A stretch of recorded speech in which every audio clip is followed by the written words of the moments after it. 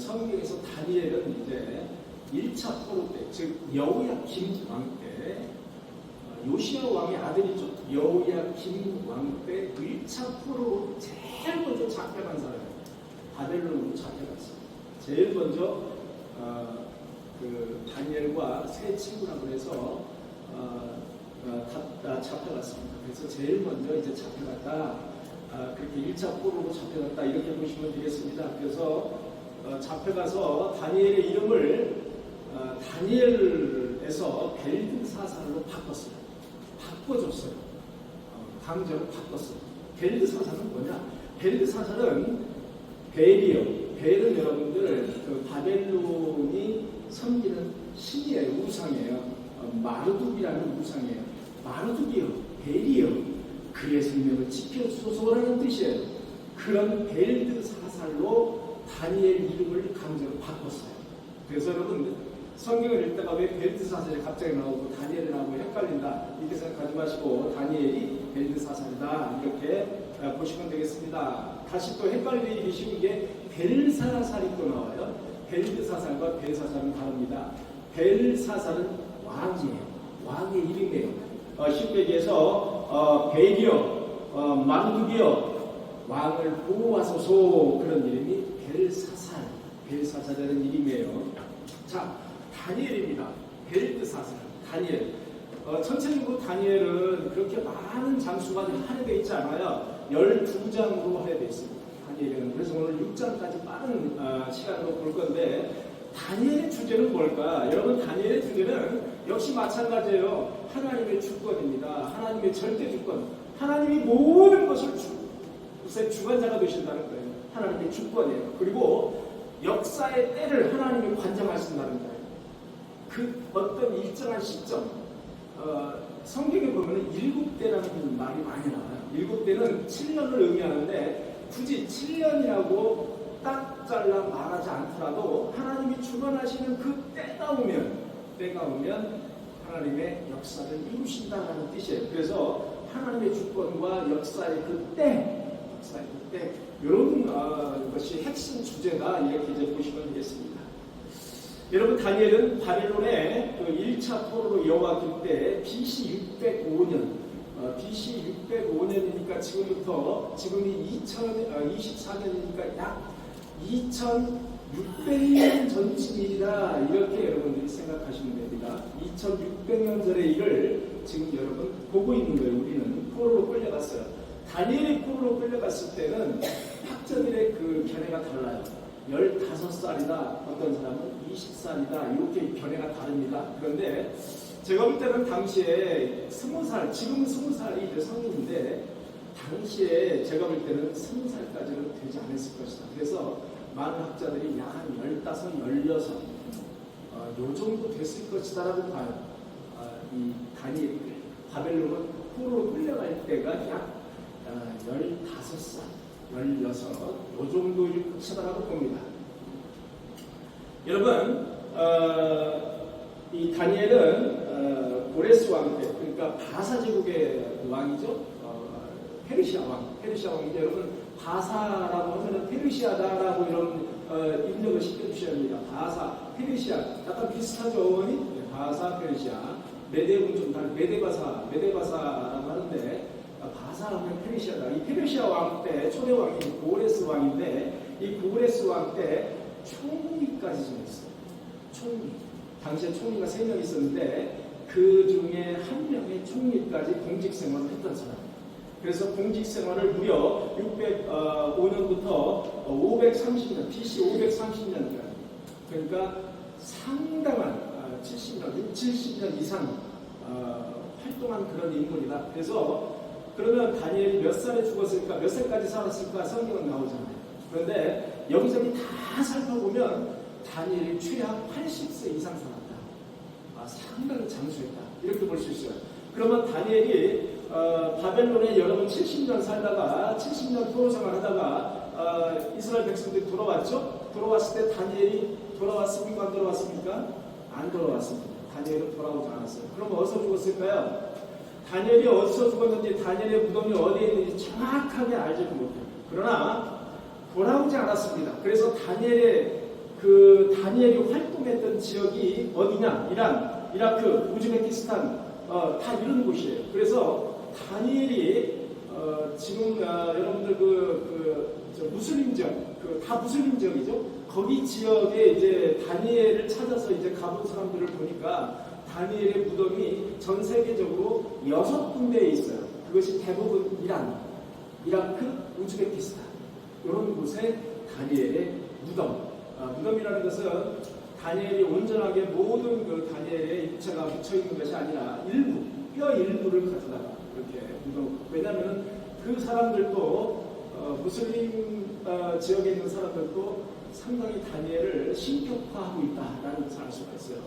그래서 상당히 다니엘은 우리가 성경에 나와 있는 다니엘이지만 어쨌든 그 사람들이 믿는 다니엘은 상당히 신격화되어 있다. 이렇게 그래서 이제 무슬림 지역에 6군데에 지금 이제 무덤이 있다. 이렇게 짤막하게 다니엘을 정리할 수가 있습니다. 자, 다니엘 어렵게 생각하실 필요가 하나도 없습니다. 다니엘입니다. 1장입니다. 1장을 펴시기 바랍니다.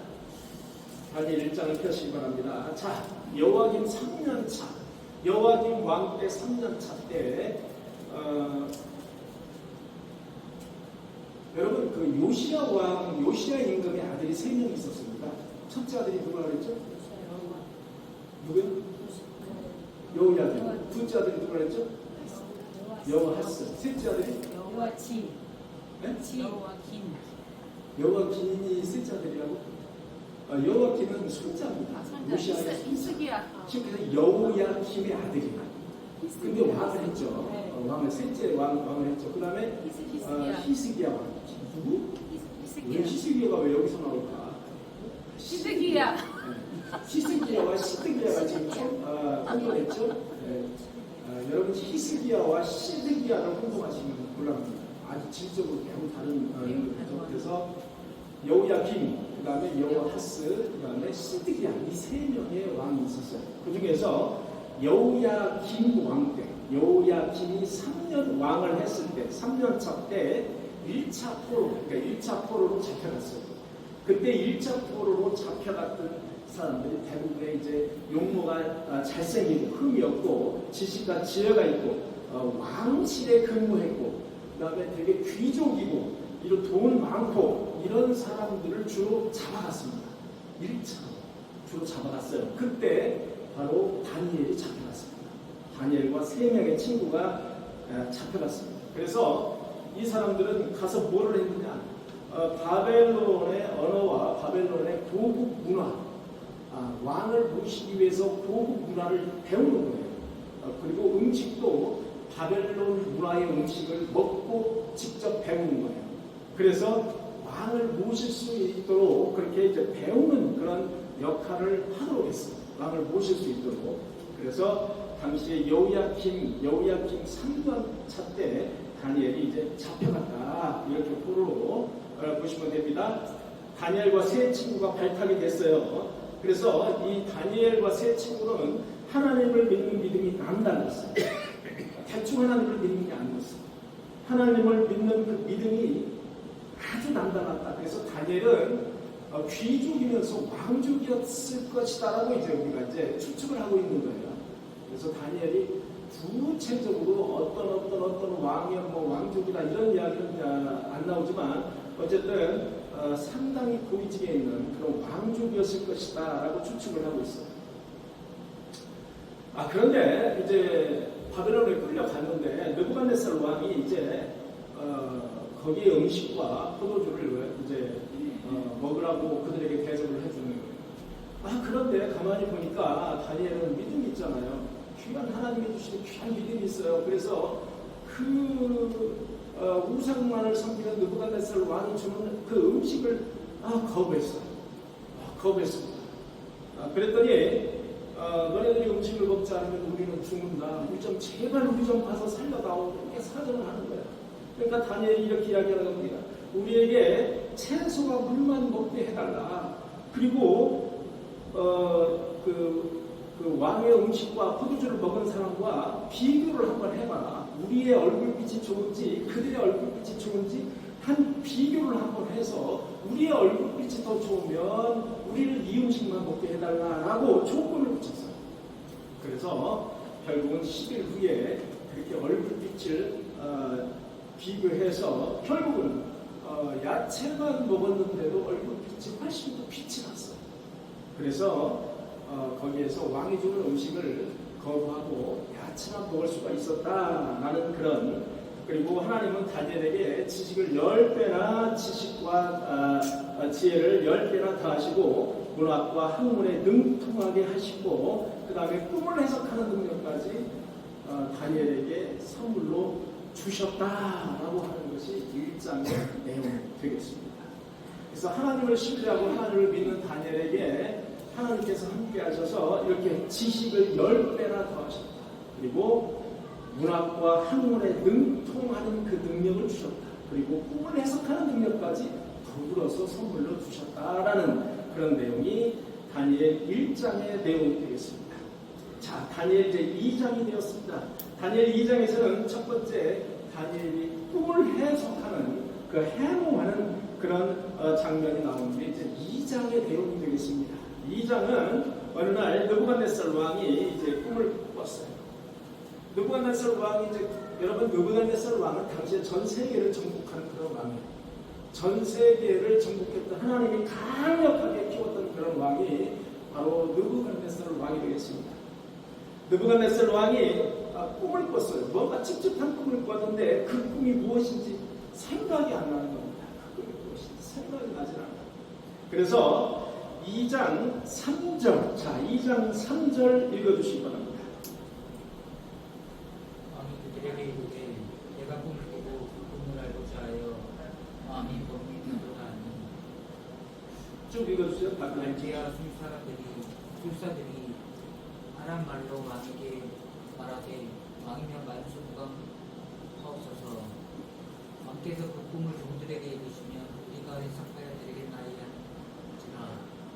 왕이 갈대아인들에게 대답하여 이르되 내가 명령을 내렸나니 너희가 만일 꿈과 그 해석을 내가 알게 하지 아니하면 너희 목을 쪼갤 것이며. 아멘. 예, 거기까지. 자, 이제 느부갓네살 왕이 이제 명령을 했어요. 내가 간밤에 꿈을 꿨는데 내가 꿈을 알고자 한다. 무슨 꿈인지 되게 찝찝하고 이 꿈이 생각이 나지 않는다는 거예요. 그래서 내가 지금 고민에 있다는 거예요. 고민하고 있다는 거예요. 그래서 바벨론 점술가들에게 다 명령을 내립니다. 내가 꾼 그 꿈과 그리고 해석까지 내놓으라는 거예요. 여러분 이게 가능한 일입니까? 박명 권사님이 어제 꿈을 꿨어. 저녁에 꿈을 꿨는데 생각이 안 나요. 근데 와가지고 저한테 와가지고 목사님 내가 어제 꿈을 꿨는데 찝찝해 죽겠어요. 내가 꾼 꿈이 무엇인지 그리고 내가 꾼 꿈에 대해서 해석 좀 해주세요. 여러분 그렇게 말을 한다면 이해가 됩니까 여러분? 아니 꿈 무슨 꿈을 꿨는지도 몰라. 그리고 그 해석까지 내놓았는데 이건 도저히 있을 수가 없는 일이에요. 도저히 안 돼 이거는. 자, 느부갓네살 왕이 이렇게 말을 했어요. 자, 점술가들을 다 동원했어요. 만약에 그렇지 못하면 내가 꾼 꿈을 해석하지 못하면 그 꿈이 무엇인지 말하지 못하면 어떻게 하리라? 쪼개기라. 뭘 쪼개? 몸을 죽이겠다는 거죠. 그 말을 쪼개기라. 우리 말로 쪼갠다고 했어요. 죽이기. 그런데 한 사람도 왕의 꿈이 무엇을 꾸었는지 조차도 알 수가 없었어요. 한 사람도 말을 못하는 2장 12절을 보니까 왕이 진노하고 통분하여 바벨론의 모든 지혜자들을 다 죽이라 명령하냐. 다 죽이라는 거예요. 한 사람도 왕의 꿈을 무슨 꿈을 꿨는지 알지 못해요. 해석은 못 관보고라도 알지 못해요. 그래서 결국은 다니엘과 그 친구들조차도 다 죽게 됐어요. 다 죽이라는 거예요. 죽게 됐어요. 그때 다니엘이 이 소식을 접합니다. 다니엘이 이 소식을 접하고 왕에게 시간을 줄 것을 요청해요. 왕에게 좀 시간을 주시면 내가 맞출 수가 있습니다. 알 수가 있습니다라고 요청을 해요. 시간을 걸어요. 그리고 하나님이 강구를 합니다. 하나님에게 간청을 해요. 그 같은 꿈을 나에게 알려주옵소서. 그리고 해석해 주옵소서. 이렇게 하나님에게 간구를 합니다. 그때 하나님께서 그 은밀한 일에 대해서 환상으로 다니엘에게 환상으로 알려주셨을 때 다니엘이 감사와 찬양을 드리는 대목이 2장 18절에서 나옵니다. 2장 18절 쭉 이하 읽어주시기 바랍니다.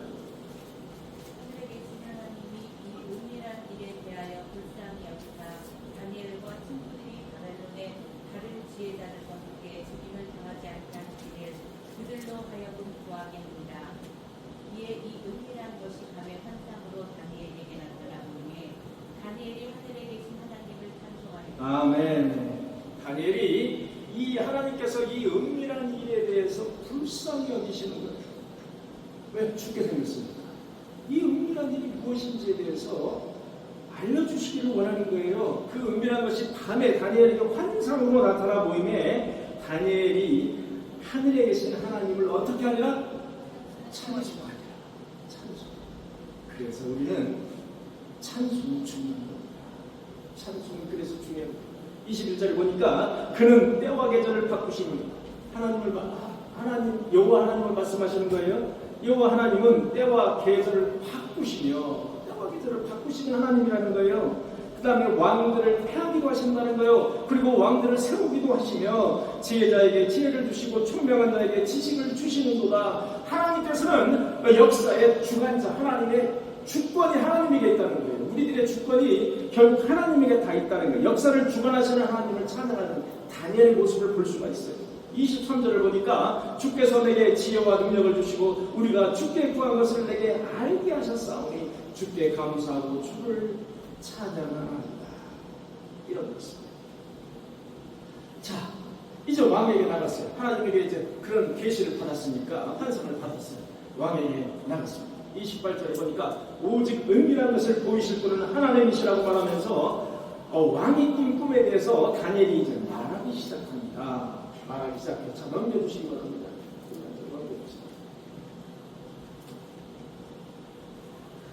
예. 자, 왕은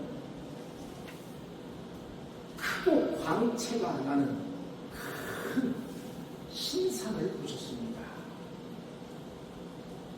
자, 느부갓네살 왕에게 이제 말하는 거예요. 크고 광채가 나는 큰 신상을 보셨습니다. 머리는 순금으로 되어 있습니다. 머리는 순금으로 되어 있습니다. 가슴과 두 팔은 은으로 되어 있습니다. 가슴과 두 팔은 은으로 되어 있습니다. 배와 넓적다리는 노수로 되어 있습니다. 노수로 되어 있습니다. 그리고 종아리는 쇠붙이로 되어 있습니다. 쇠로 되어 있습니다. 발은 쇠와 진흙이 섞여 있었고 왕은 그것을 간밤에 꿈을 꾸셨습니다. 라는 말이에요. 그리고 이것에 대해서 다니엘이 해석을 하기 시작합니다. 왕은 크고 광채가 매우 찬란한 그 신상을 보셨는데 머리가 순금으로 되어 있는 것은 바로 바벨론의 느부갓네살 왕 당신을 말하는 겁니다. 머리는 바로 당신을 말하는 겁니다. 그 다음에 가슴과 두 팔이 있습니다. 가슴과 두 팔은 둘째 나라가 이제 세워질 텐데 당신 이 다음에 둘째 나라가 세워질 텐데 그 나라는 바로 메대와 바사라는 나라입니다. 두 팔이니까 메대와 바사라는 나라입니다. 물론 그 이후에 바사가 통일을 합니다. 바사는 누구라고? 페르시아라고. 페르시아. 네. 메대와 바사입니다. 자, 그 다음에 셋째 나라가 또 세워지는데 셋째 나라는 배와 넓적다리가 노수로 되어 있다고 그랬죠? 이게 셋째 나라인데 셋째 나라는 헬라 제국이 되겠습니다. 헬라 제국을 의미합니다. 그 다음에 이제 종아리는 쇠로 되어 있다고 했죠? 종아리는 넷째 나라를 의미하는 것인데 그것은 바로 로마 제국을 의미합니다. 로마 제국이 매우 강성했죠. 매우 강했습니다. 그래서 로마 제국을 의미합니다. 라는 뜻이에요. 그 다음에 발은 쇠와 진흙이 섞여 있었어요. 이것은 로마 제국이 여러 나라로 분할이 될 것임을 의미합니다. 이렇게 왕에게 자기가 본 환상을 말하겠어요. 그리고 그런데 갑자기 왕이 이제 꿈을 꿨을 때 갑자기 돌이 날아와서 어디선가 이렇게 돌이 날아와서 신상의 발을 쳐서 부서뜨렸어요. 그때 은과 금이 다 부서졌고 타작마당에 겨와 같이 날라가 흔적도 없이 다 날아가 버렸습니다. 그러나 신상을 친 그 큰 돌이 산이 되어서 온 땅에 가득 찼습니다. 이것이 바로 왕이 꾼 꿈입니다. 이렇게 자세하게 느부갓네살 왕에게 말을 해줍니다. 그래서 2장 44절을 보니까 하늘의 하나님이 한 나라를 세우시니 이것이 매우 중요한 구절이라서 여러분들에게 다시 한번 말씀을 해드리는 거예요. 하늘의 하나님이 한 나라를 세우시니 이것은 영원히 망하지도 아니할 것이요 이 모든 나라를 쳐서 멸망시키고 영원히 설 것입니다. 2장 44절의 말씀이 가장 핵심적인 말씀이라고 보시면 되겠습니다. 하늘의 하나님이 한 나라를 세우신다는 거예요. 이것은 종말론적인 말씀을 하시는 거예요. 하늘의 하나님이 이렇게 모든 나라를 다 친 다음에 하늘의 하나님이 한 나라를 세우신다. 그것은 영원히 망하지 아니할 것이다. 모든 나라를 쳐서 멸망시키고 영원한 나라로 설 것임을 종말론적으로 다니엘이 본 거예요. 그게 바로 2장 44절의 말씀이 되겠습니다. 45절을 보니까 손대지 아니한 돌이 날라와 은금을 부서뜨린 것은 위대하신 하나님이 앞으로 어떤 일이 일어날지 왕에게 보여주시는 것입니다.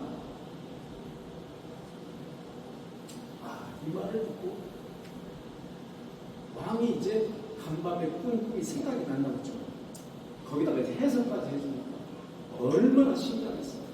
왕이 감탄을 이야 어떻게 감탄을 하는 거예요.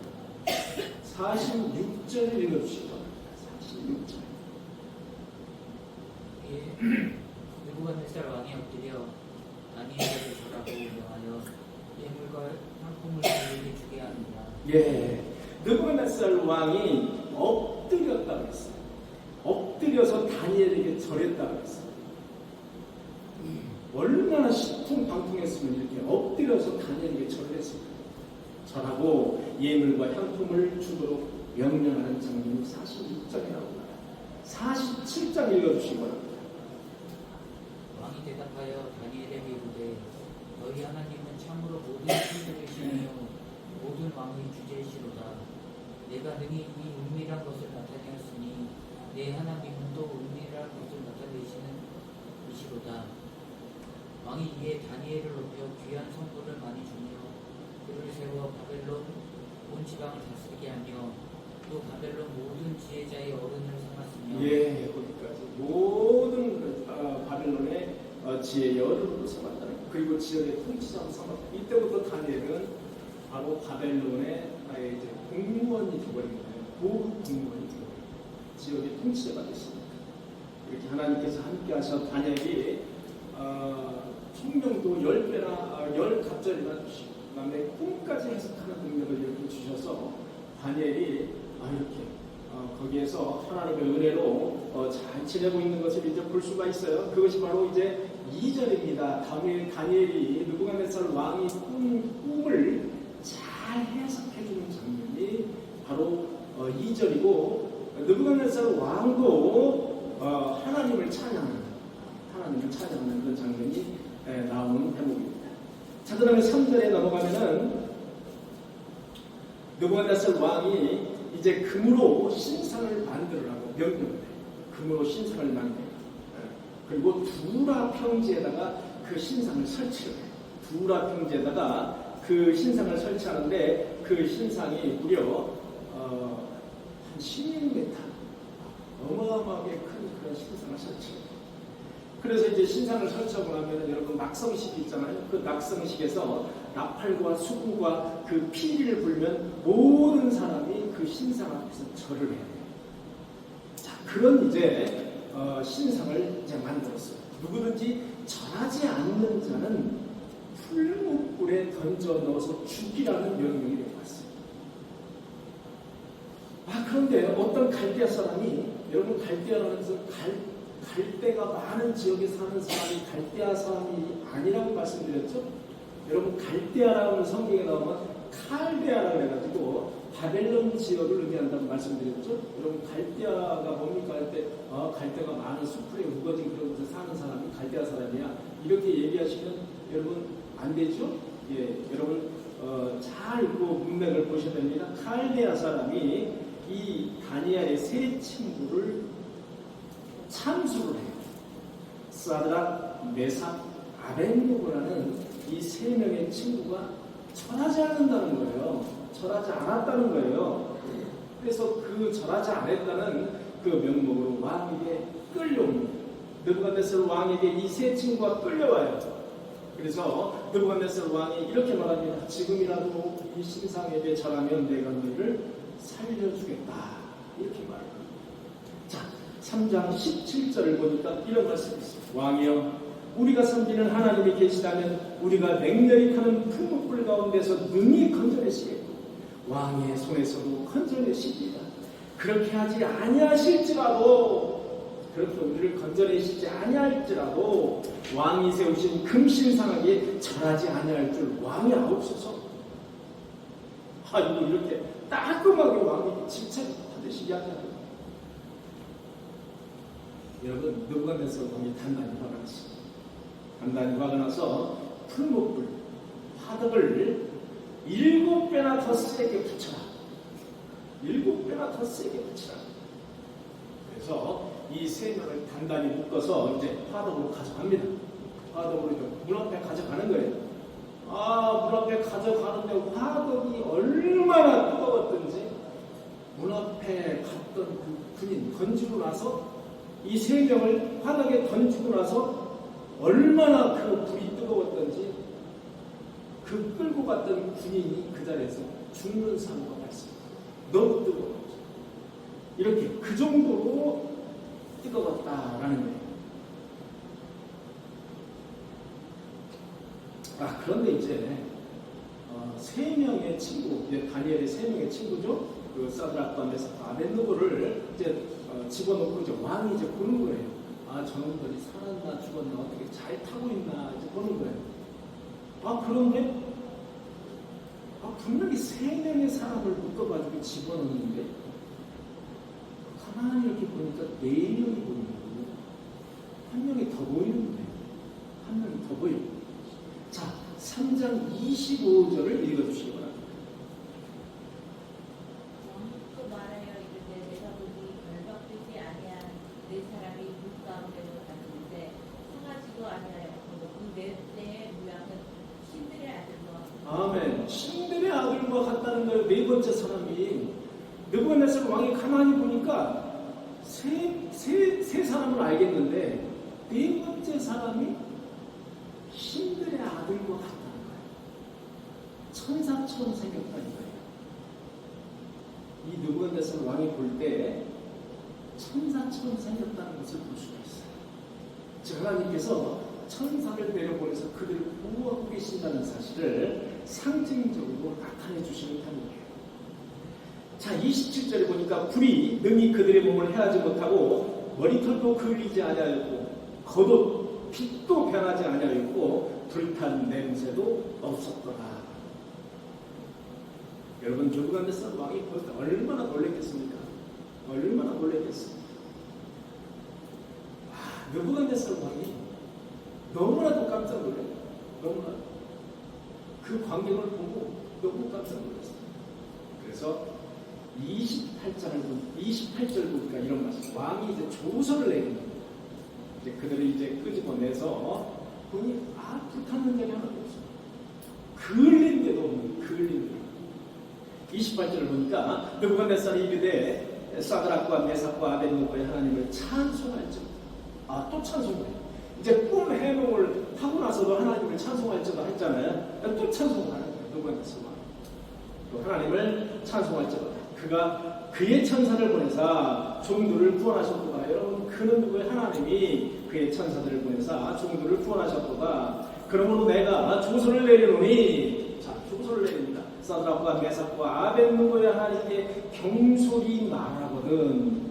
자, 이들에게 경솔히 말하는 자가 있으면 그 몸을 쪼개고, 여러분 느부갓네살 왕을 쪼개는 것을 좋아했던 것 같아요. 이 평소에 취미가 그 쪼개는 게 취미인 것 같아요. 쪼개는 거. 이게 참 보통 말이 아닌데 그의 몸을 쪼갠다는 거예요. 이 세 친구에게 경솔하게 말을 하는 사람이 있으면 그 몸을 쪼개고 그의 집을 거름더미로 삼을지니 이같이 사람을 구원할 다른 신이 없음인가 하다. 이렇게 느부갓네살 왕까지도 나서서 이렇게 하나님을 찾아. 이 세 친구에게 경솔히 말하지 마. 내가 너를 죽일 것이다. 그렇게 말하는 사람을 쪼갤 것이다. 이같이 사람을 구원할 다른 신이 없다. 이렇게 느부갓네살 왕이 하나님을 찬송하는 장면이 바로 3장에 나옵니다. 자, 4장에 가서는 두 번째 꿈 해몽이 나옵니다. 여러분, 두 번째 꿈 해몽이 나오는데 이제는 느부갓네살 왕이 꿈을 꾼 것을 기억하고 있어요. 꿈을 꾼 것을 기억해. 이제 큰 나무가 있었어요. 꿈에 큰 나무가 있는데 얼마나 나무가 컸던지 하늘까지 났어요. 이 나무가 하늘까지 났어요. 그런데 하늘의 감시자가 나타났어요. 이게 누군지 몰라요. 하늘의 감시자가 나타나서 나무의 그루터기만 남기고 그 나무를 다 잘라버리는 거예요. 잘라서 줄로 동여매 두어라. 그리고 짐승의 마음으로 7대가 지날 것이다. 그런 짐승의 마음으로 7대가 지날 것이라는 것은 그가 7대라는 것은 여러분 아까도 말씀드렸다시피 7년을 의미하는데 성경에서는 보통 7년 딱 되면 뭐가 이루어진다는 그런 말씀의 해석보다는 하나님이 일정한 그 때, 하나님이 주관하시는 그 때를 의미하는 겁니다. 때. 하나님의 주관하신 때, 그때를 우리는 7대라고 우리가 의역을 할 수 있다는 거죠. 의역을 할 수 있다. 꼭 7년만을 의미하지는 않는다. 이렇게 보시면 되겠습니다. 자, 이렇게 이 큰 나무 꿈을 꿨는데 느부갓네살이 이제 술사와 박수무당과 술객과 점쟁이들을 다 불러들였습니다. 내가 꾼 꿈을 해몽하라. 해몽을 하는 거예요. 근데 해몽을 하지 못하는 거예요. 아무도 그 꿈에 대해서 해몽을 하지 못해요. 그랬더니 느부갓네살 왕이 다니엘을 부릅니다. 다니엘을 부르는 그 명칭이 참 무서웠어요. 제가 볼 때 어떻게 부르느냐, 박수장 벨드사사라 이렇게. 여러분 박수가 뭐죠? 박수무당 할 때 박수가 뭐예요? 여러분 박현숙 권사님 박수가 뭡니까? 박수무당 할 때 박수. 남자 무당을 박수라고 합니다. 남자 무당을 박수라고 합니다. 여기서 볼 때 박수장이라고 했어요. 여러분 남자 무당의 우두머리야 이게. 남자 무당의 우두머리 벨드사사 이렇게 불러요. 이 느부갓네살 왕의 그 심리 상태를 가만히 보면 이렇게 막 하나님을 찬송했다가도 사그러들고 이제 다니엘한테 박수장 벨드사사라 이렇게 불러요. 이 박수 우두머리 점쟁이, 우두머리 점쟁아 이 얘기예요. 우두머리 점쟁아 이 얘기예요. 내 안에는 거룩한 신들의 영이 있으니 내가 내 꿈을 해석할 수 있을 것이다. 내 안에는 거룩한 신들의 영이 있다는 거예요. 자, 이렇게 느부갓네살 왕은 하나님에 대해서 잘 알지 못했다. 하나님에 대해서 내 안에는 거룩한 신들이, 잡신들도 많고 거룩한 신도 많고 너 안에는 그런 아주, 그래서 너는 이제 박수장이야. 그 우두머리 점쟁이라는 거예요. 그렇게 보였어요. 그래서 아직은 이 느부갓네살 왕이 하나님의 어떤 택함으로 인해서 그 역사를 이끄는 그런 하나의 왕이 됐지만은 하나님에 대해서 하나님의 실체에 대해서 정확히 접근하고 있지 못하다는 것을 이제 알 수가 있습니다. 그때 이제 벨드사살 쉽게해서 다니엘이 꿈을 해석하는 장면이 4장 32절 이하에 나옵니다. 내가 사람에게서 쫓겨나서, 자, 너는 느부갓네살 왕이죠? 내가 사람에게 쫓겨나서 들짐승과 함께 살면서 소처럼 풀을 먹을 것이요, 이와 같이 7대를 지나서야, 7년을 지나서야, 반드시 7년이라고 해석하지 않아도 된다고 했죠. 하나님이 어떻게 주관하시는 그때는 지극히 높으시니까 사람의 나라를 다스리시며 자기의 뜻대로 누구에게 주시는 줄을 알기까지 이르리니, 그때서야 느부갓네살 왕 당신은 그게 바로 역사를 주관하시는 분이 하나님이라는 사실을 그때서야 알 것입니다 라는 뜻입니다. 그가 쫓겨나서야 하나님이 인간 나라를 다스리신다는 것을 당신이 깨닫게 되실 것입니다 라는 뜻입니다. 이렇게 해서 결국 느부갓네살 왕은 43년 동안 바벨론을 통치했습니다. 꿈대로 느부갓네살 왕은 교만으로 가득 찼습니다. 교만으로 인해서 축축이 되구나. 자, 그 다음 이제 5장에서는 느부갓네살 왕의 왕을 이은 이제 벨사살 왕의 아들 벨사살 왕이 등장합니다. 여러분, 벨사살 왕은 바벨론을 3년간 통치했어요. 3년. 벨사살.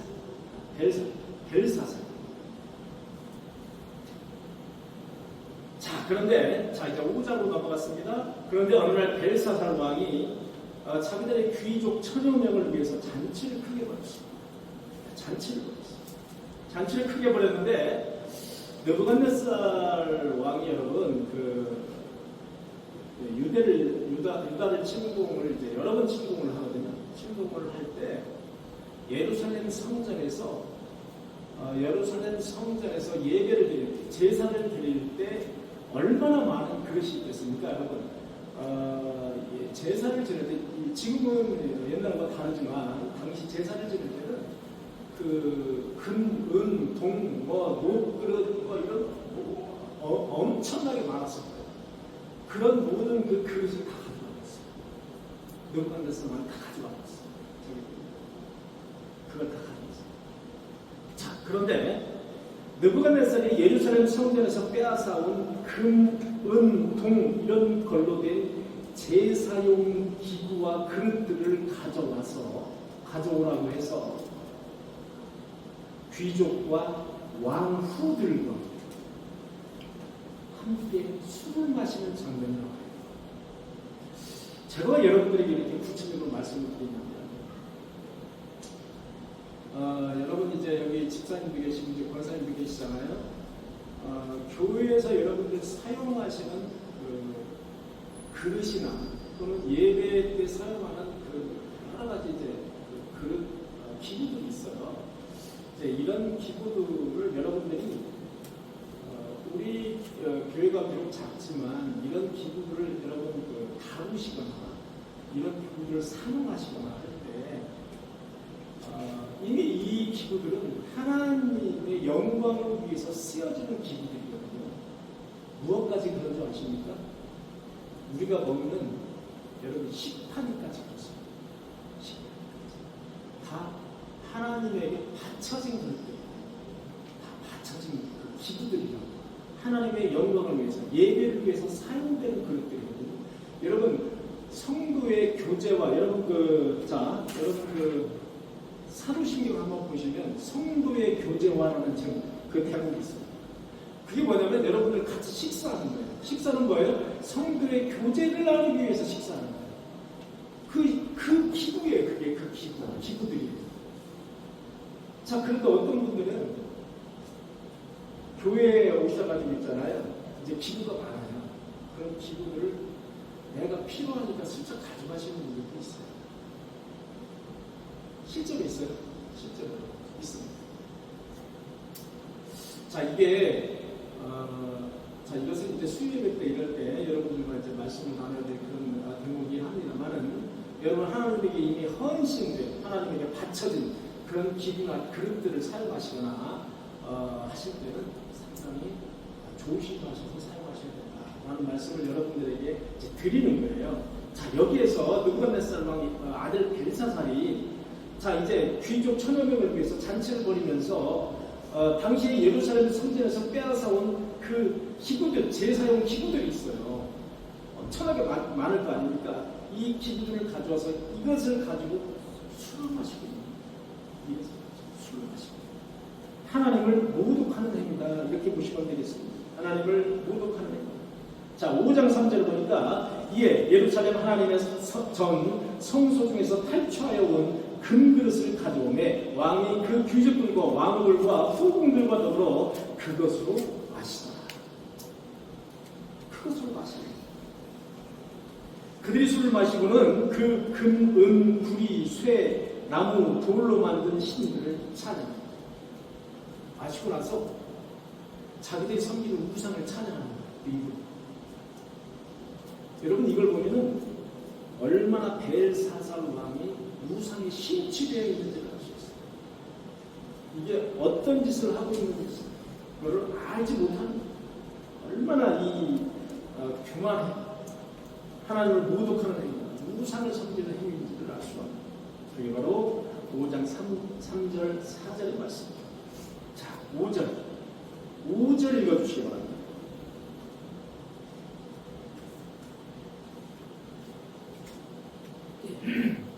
그때 사람의 손가락들이 나타나서 왕궁 촛대에 맞은편 석회벽에 글자를 쓰는데 왕이 그 글자 쓰는 손가락을 던지고, 예, 여기까지.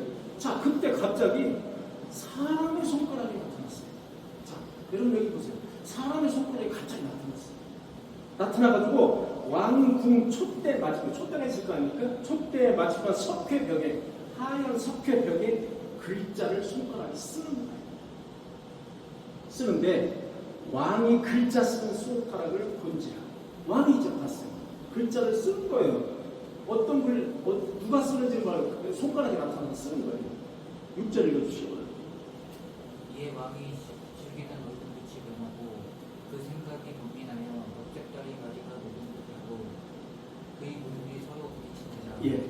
이에 왕이 즐기던 얼굴빛이 변했어요. 저게 뭐예요? 갑자기 뭐가 손가락이 나타나서 글씨를 쓰고 있는 거예요. 왕이 즐기던 얼굴빛이 변하고 그의 생각이 범인에 빠졌어요. 넓적다리 마디가 녹는 듯하고 그의 무릎이 서로 부딪힌 자. 이게 뭐예요? 넓적다리가 녹듯이 이제 바닥바닥바닥 떨리는 거예요. 그리고 그의 무릎 사이가 서로 부딪힌지라 떨기 시작합니다. 이제 겁나는 거예요. 바로 그 글씨 쓰는 그걸 장면을 보고서 벨사살 왕이 이렇게 겁을 먹은 그런 장면을 우리는 5절, 6절에서 우리가 볼 수가 있습니다. 당황하고 겁을 먹는 거예요. 그래서 왕은 곧바로 벨사살 왕은 술사와 점쟁이를 불렀어서 자, 글을 썼어요. 글을 썼으니까 해석해 달라는 거예요. 빨리 해석해라. 빨리. 뭐라고 썼는지 해석하라고. 그러나 아무도 글자를 해석하는 이가 없었어요.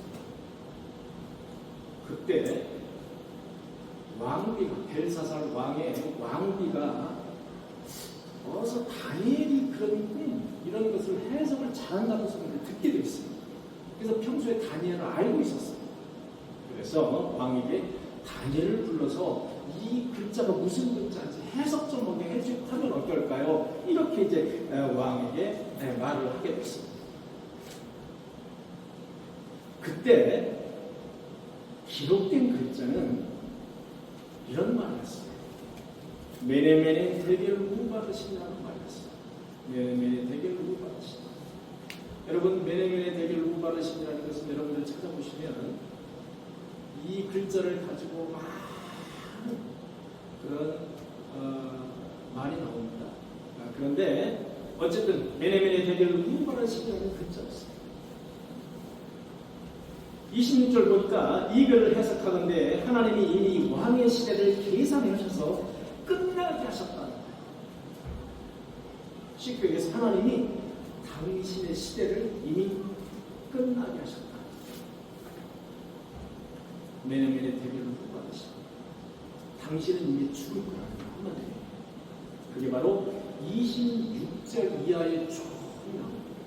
메네멘의 대결을 누가 하시고 당신을 저울에다가 달아놨더니 당신이 부족하더라. 그래서 하나님이 왕의 시대를 이미 계산해서 이제 끝내시기로 하셨습니다. 라는 게 메네멘의 대결을 누가 하시니라는 그런 해석이 되겠습니다. 그날 밤 벨사살 왕은 사살을 당합니다. 그날 밤 사살을 당합니다. 누구에게?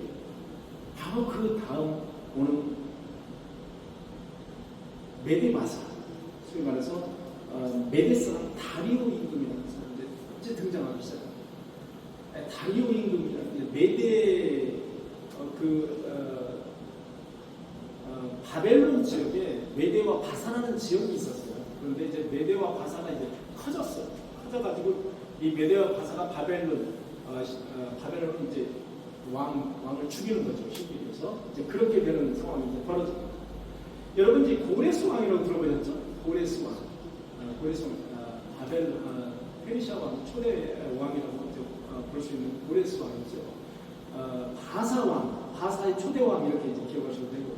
메데의 초대 왕은 이제 다리오 왕입니다. 근데 고레스 왕의 그 장인 어르신이 바로 다리오 왕이었습니다. 그래서 메데와 바사는 바로 장인과 사위가 각각 일으켰던 그런 나라입니다. 나라인데 나중에 이제 바사, 즉 페르시아로 통일이 됩니다.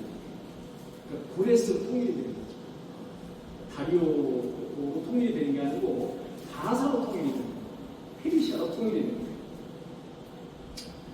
그래서 벨사살이 죽임을 당하고 나라를 얻었는데 그때 다리오는 60이었다. 다리오 왕은 메데의 나라의 다리오 왕이 60에 이제 신바벨론의 마지막 왕인 바로 벨사살이 죽임을 당하고 이제 왕이 되는 겁니다. 그게 바로 메데 왕이 되겠습니다. 메데 왕, 다리오 왕이다. 이렇게 이제 보시면 되겠습니다. 그래서 이제 다리오라는 왕이 이제 등극하는 것이 이제 6장이 되었습니다. 6장이 드디어 이제 다리오 왕. 그래서 6장에서는 이제 다니엘의 고난이라고 이제 보시면 되겠습니다. 다니엘이 이제 고난을 당한다. 여러분 다리오 왕은 다니엘을 3명의 총리 중 1명으로 임명을 합니다. 상당히 고위직이죠. 여러분 성경에서 총리를 지낸 인물이 또 하나 있죠. 누구죠? 요셉. 예, 요셉이죠. 요셉이 하나님의 역사하심과 이끄심에 의해서 총리를 지내요. 어디 총리를 지내죠? 애국. 이집트 총리를 지냅니다. 그런데 여기 다니엘은 바로 메데라는 나라의 총리 1명으로 이제 임명이 되는 겁니다. 그런데 이제 갑자기 어디서 굴러온 그 다니엘이라는 사람이 총리까지 이제 앉게 됐잖아요. 이게 포로 아닙니까? 한마디로. 보관들이 가만히 보니까 이 다니엘이라는 사람이 별 백도 없고 근거가 없는 사람이잖아요. 가만히 보니까. 근데 다니엘을 어떻게 저놈을 좀 어떻게 끌어내려야 되겠는데 어떻게 해서 간교한 꾀를 냅니다. 간교한 꾀를 내서 이제 왕에게 이렇게 제안을 합니다. 왕이여 이제 30일 동안 왕 외에 다른 신에게 무엇을 간구하거나 무엇을 기도하거나 그렇게 섬기거나 절하거나 다른 신에게 왕 이외의 다른 신에게 그렇게 하면 집어넣읍시다. 왕만을 섬기도록 30일 동안은 그렇게 왕께서 칙령을 내려주시기 바랍니다. 이렇게 제안을 해요. 그랬더니 다리오 왕이 그게 나를 위해서 그렇게 한다는데 못할 것도 없잖아요. 그래서 그 칙령에다가 꽝 하고 도장을 찍어서 법령으로 선포를 합니다. 공포를 한다. 자, 6장 10절에 보니까 다니엘이 이 조서에 왕의 도장이 찍힌 것을 알고도 자, 다니엘이 또 들었어요. 자, 30일 동안 다른 신에게 절하거나 다른 신에게 기도하거나 다른 신에게 섬기면은 이제 사자굴에가 던져서 죽인다는 사실을 알았어요. 찍힌 것을 알고도 자기 집에 돌아가서는 윗방에 올라가 예루살렘으로 향한 창문을 열고 전에 하던 대로 하루 3번씩 무릎을 꿇고 기도하며 그의 하나님에게 감사했다. 여러분 이렇게 할 수 있습니까? 여러분 지금 예를 들면 북한이라고 북한에서 북한은 공식적으로는 기독교를 인정한다고 하지만 사실은 중국도 마찬가지죠. 지금 중국 같은 데도 기독교를 받기 위해서 선교사님들이 엄청나게 다 들어왔습니다. 다 조금씩 들어왔어요. 심지어 북한은 총살당하잖아요. 그럼에도 불구하고 다니엘처럼 이렇게 목숨을 걸고 평소에 하던 대로 윗방에 올라가서 예루살렘을 향해서 방문을 열고 전에 하던 대로 하루에 3번씩 무릎 꿇고 기도하며 그의 하나님께 찬양하였다. 이렇게 할 수 있습니다. 죽을 것 뻔히 알면서. 그래서 다니엘은 위대한 하나님의 선지자였다 라고 말하고 있는 거예요. 그래서 지금도 무슬림에서도 다니엘을 신격화시키고 있는 이유가 바로 여기입니다. 자, 6장 14절 보니까 왕이 이 말을 듣고 자, 다니엘이 하루에 3번씩 하나님께 여전히 무릎 꿇고 기도를 합니다. 이런 상소가 나왔어요. 왕이 이 말을 듣고 그로 말미암아 심히 근심하여 왕이 여러분 근심했다고 했어요. 성경을 보니까 6장 14절에 보니까 그로 말미암아 심히 근심하여 다니엘을 구원하려고 마음을 쓰며 다니엘이 죽을 것 뻔히 알아요. 다니엘을 구원하려고 마음을 쓰며 다니엘은 결국 사자굴에 던져집니다. 아무리 왕이 이렇게 해도 소용이 없어. 왜? 이미 도장을 꽝 하고 찍었기 때문에 소용이 없는 거예요. 자, 6장 16절에 보니까 왕이 다니엘에게 이르되 네가 항상 섬기는 너의 하나님이 너를 구원하시리라. 왕도 이제 방법이 없습니다. 너의 하나님이 너를 구원하시길 바란다. 자, 18절 이하를 보니까 왕이 궁에 돌아가서는 밤이 새도록 금식하고 그 앞에 우락을 그치고 잠자기를 마다하니라. 여러분 다리오 왕이 얼마나 다니엘을 사랑했으면 왕이 궁에 돌아가서 밤이 새도록 금식했대요. 왕이. 여러분 그렇게 할 수 있습니까? 얼마나 다니엘이 아까웠으면 다니엘이 이제 내리면 죽을 거잖아요. 얼마나 아까웠으면 밤이 새도록 왕이 금식하고 그 앞에 우락을 그쳤다는 거예요. 그리고 잠자기를 마다했다는 거예요. 금식하고 잠도 안 잤어요. 다니엘이 죽을까 봐. 다니엘이 죽을 걱정이 돼가지고.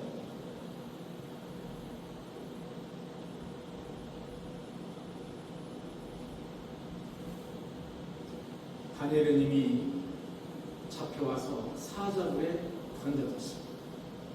사자굴에 던져졌어요. 그리고 사자굴의 문을 탁 공여버렸어요. 아예 들어오지 못하는, 아예 어떤 사람이 사자굴을 열고 물 수 없도록 아예 사자굴을 아예 공여버렸어요. 성경을 보면 아주 철저하게 동의했다는 사실을 알 수가 있어요. 이튿날 왕이 새벽에 급히 일어났어요. 왕이 새벽에 급히 일어나 사자굴로 갔어요. 20절 읽어주시기 바랍니다. 6장 20절. 다니엘이 든 불에 가까이 이르러서 슬피 소리질러 다니엘에게 이르되 살아계시는 하나님 중 다니엘아, 내가 항상 섬기는 내 하나님 사자들에게서 능히 너를 구원하여 이렇게 왕은 다니엘아, 다니엘아, 내가 믿는 하나님이 너를 지금 구원하셨느냐, 구원하지 못했느냐라고 묻는 장면이 나와요. 21절 읽어주시고. 다니엘이 왕에게 왕이여 원하건대 왕은 만수르방하옵소서. 22절. 나의 하나님이 이미 그의 천사를 보내어 사자들의 입을 봉하셨으므로 사자들이 나를 상해하지 못하였사오니 이는 나의 무지함이 그 앞에 면백하오며 또 왕이여 나는 왕에게도 해를 끼치지 아니하리라. 자, 이 대목을 제가 읽으면서 이 어떤 소름 같은 게 이게 여러분 이제 하나님을 우리 예수 믿는 사람들은 우리 기독교인이라고 하면은 이 대목을 모르는 사람은 사실 거의 없어요. 다니엘과 그 사자굴, 다니엘과 세 친구들이 어떻게 하나님의 말씀을 고수하다가 어떻게 고난을 당해, 이거 모르는 사람은 없어. 근데 이 구절을 제가 다시 읽으면서 이야, 왕이 다니엘을 얼마나 아꼈으면 이렇게 금식하고 막 애달파가지고 오락도 금하고 잠도 못 자고 새벽같이 일찍 일어나서 굴에 가가지고 소리 지르는 말한테 다니엘아, 다니엘, 살아계신 내 하나님 너를 구원했느냐 안 했느냐 이렇게 묻는 장면을 제가 볼 때 이야, 정말 눈물이 말타고 눈물이 쏟아졌어.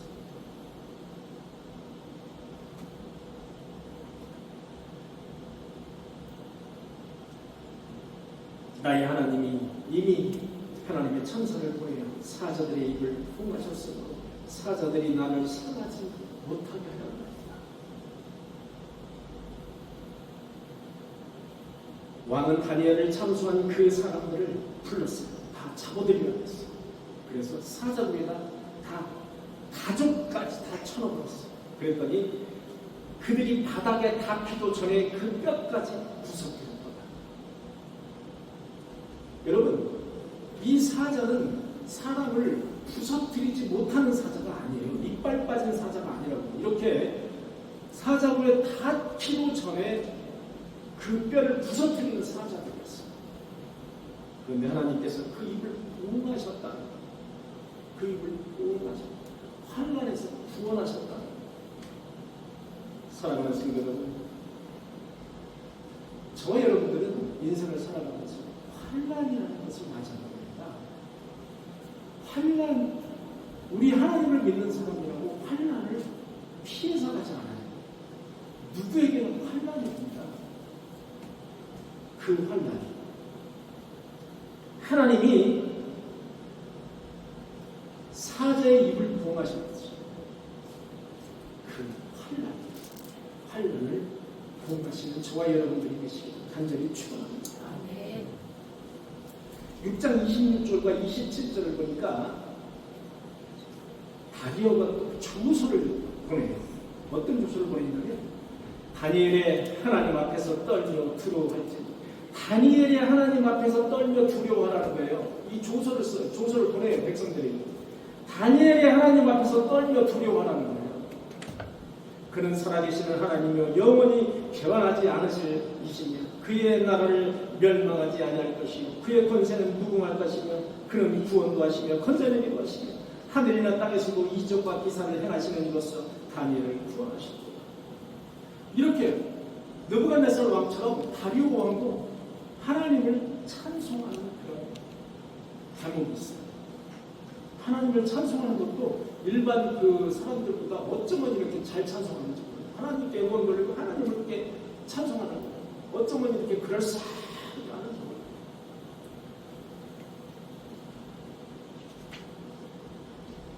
다니엘의 하나님 앞에서 떨며 두려워할지라. 사랑하는 성도 여러분, 우리가 믿는 하나님 앞에서 떨며 두려워하는 여러분들이 그런 죄가 돼요. 우리가 믿는 하나님, 여러분들이 믿는 하나님은 누구입니까? 여러분 여러분들이 믿는 하나님은 누구예요? 다니엘이 믿는 하나님은 따로 있고 저와 여러분들이 믿는 하나님은 따로 있습니다. 바로 다니엘이 믿는 하나님, 바로 저와 여러분들이 믿는 하나님임을 믿습니다.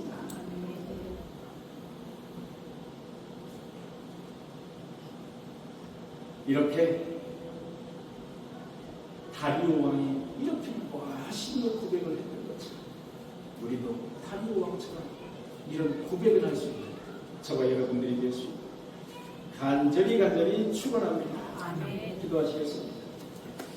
주님 감사합니다. 다니엘이 고난 중에서 하나님을 믿고 하나님께서 사자의 입을 통하시고 우리가 이 세상을 살아가면서 환난을 당할 때가 있습니다. 하나님께서 우리의 환난을 잘 조절해 주시고 환난을 이길 수 있는 큰 믿음을 우리에게 허락하여 주옵소서. 예수님의 이름으로 간절히 기도하옵나이다. 아멘.